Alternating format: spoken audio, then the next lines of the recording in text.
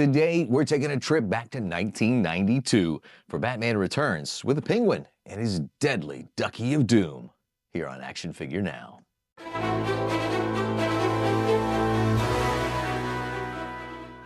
Hey guys, welcome back. It's me, Stu. I hope you're doing well today and that there's nothing wrong with you that looking at some cool toys won't fix. If you haven't already, please subscribe to the channel. I know a lot of you guys view regularly and you're not subscribers. It would help us grow. Just throwing that out there.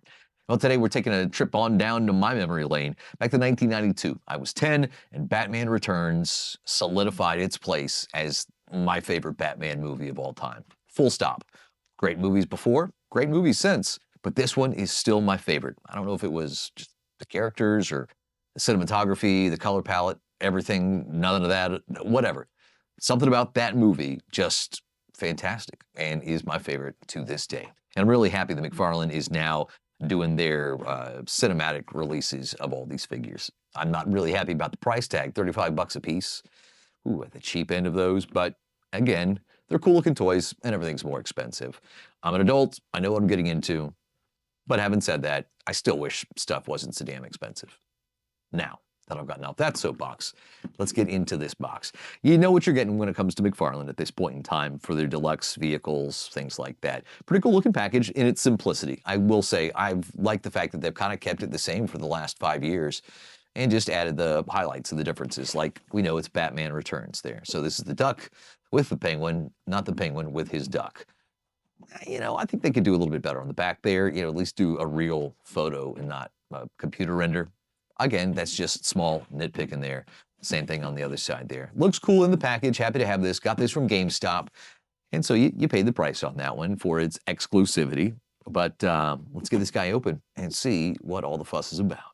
Well, guys, this is what we got out of the package. We've got the penguin duck and his accessories. Now, so he's got the standard card that all McFarlane figures have. And because of the way that it's put in the package, already bent. So that's a strike against it. Lame card art, the same that we saw on the back of the package. Yeah, it's what you get on the card right there. You flip it over and you get the movie poster, which is a little bit better. So they should have gone with movie poster and maybe a little bit of a blurb about the penguin and how he lived in the sewers because Pee Wee Herman, his father, decided to throw him away. I'm just saying, you saw the movie. And here is the penguin himself. And I gotta say, it looks really good. And now, definitely a huge departure when you think that this is what the penguin looked like for basically all of his existence up to this. Just a guy in a suit, he's got a nose, he likes umbrellas, top hats. Yeah, he's fat. He's a penguin. Now, this guy's got bird-like features. He's got that bird-like nose. He's got flippered webbed hands. Or does he? Well, the character does, but this action figure has at least one, right? So let's just jump right to that because that's the one thing that everybody wants to talk about. Or a lot of people I see online talking about how they kind of short it out. So you see this hand, his right hand, absolutely flippered. Cool beans. I like it. Really good. He can wave to you in his flip. Hi, I have a deformity. Please don't make fun of me because it's in, and nor should you. But here we go, his left hand. And no, they didn't. This is clearly a 5-fingered hand that they just kind of blunted the fingertips at the end. So it's like they took the mold and either like filled it in or just scraped it flat so that it sort of kind of looks like the fingers are fused to the tips, but they're not. So no, you could have just taken the digital rendering of this and flipped it and sculpted it that way, which is what you do, McFarlane, for all your fists. Everything that's mirrored like that. And that's all you had to do. And he didn't have to have a grippy hand. I mean, he could have just had 2 of these hands. Or you could have done that and just, it didn't have to be this way, is basically the point that I'm getting at. But other than that, I got to say the figure is pretty good. It delivers. It looks good. It's got lots of subtle paint washes on there. He looks kind of dingy on the front. Just subtle stains there on his bib.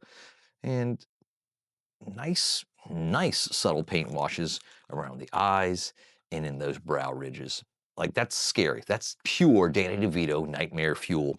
And he does absolutely look like Danny DeVito from Batman Returns. Looking good there. Again, nice paint wash there on the hair as well. Good looking figure. And one that we needed. And I'm really happy that McFarlane is doing his thing to bring us all of these guys from all of the Batman movies. And, you know, let's see what he looks like with his twin. It's not a tumor, Arnold Schwarzenegger. That's right. Mr. Freeze, looking good. So that's how he scales there. How about Final Battle Riddler? Yeah. And then we've got I Hate Everybody, Two-Face, played by none other than Tommy Lee Jones. And, well, let's bring some diversity because we are a diverse show. How about, there's always something that falls down in a review or something that falls out. This was her base. There she is. Looking super dope there. So he scales pretty well, looks really good, like they're all in the same world together. I like how this is coming along. So this is what they look like action figure-wise.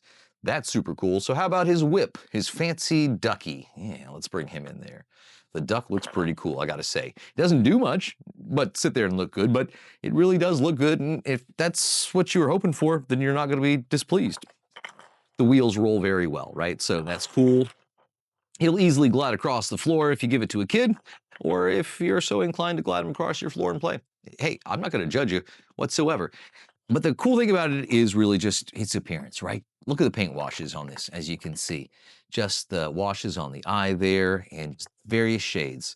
So this looks stained, it looks used, it looks ridden hard and put away wet, just like it was in the movie. So that's really cool. But like I say, it doesn't do anything else. There's no light up feature, there's no sound, there's no anything.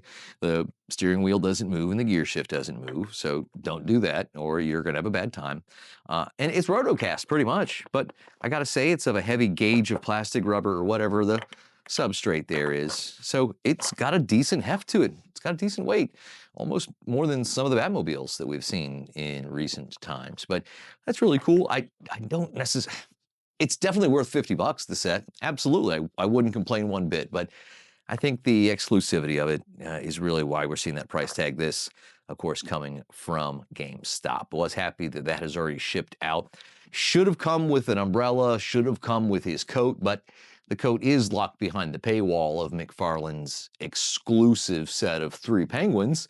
Luckily, I was able to snag that, so that's on the way as of the time of this filming, but some of you guys weren't. So if you're able to score that, but not, it's a mess. And I'm just happy that we are going to see at least one last push. So in 26, they've just announced that we are going to see Jack Nicholson inspired Joker from the '89 Batman. I'd love it if we could get Bob the Goon or at least a Joker Goon.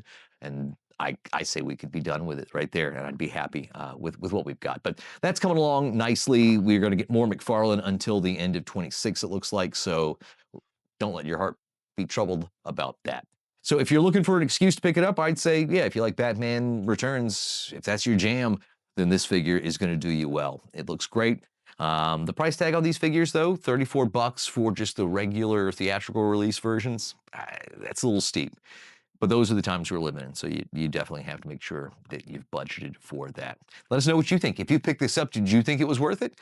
Do you think that the price was there? Should they have been charging more? Hell, should we be looking forward to this? Let us know what you think downstairs in the comments below. And if you liked it, give us that thumbs up. And if you haven't, subscribe, please. I know a lot of you guys watch and you haven't subscribed. It definitely helps the channel grow. So until next time, guys, please be safe out there, and we'll see you on the next one.